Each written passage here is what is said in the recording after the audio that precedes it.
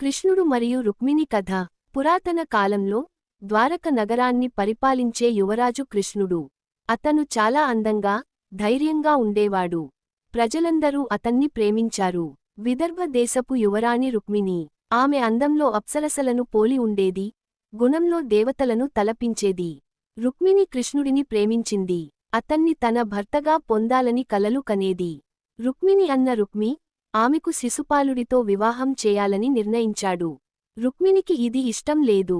ఆమె కృష్ణుడికి ఒక లేఖ పంపింది.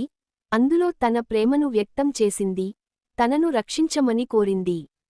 కృష్ణుడు రుక్మిణి ప్రేమను అర్థం చేసుకున్నాడు. ఆమెను రక్షించడానికి బయలుదేరాడు.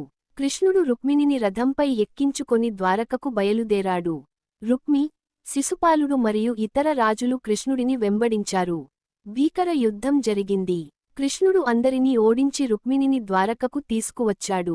ద్వారకలో కృష్ణుడు, రుక్మిణి వివాహం ఘనంగా జరిగింది.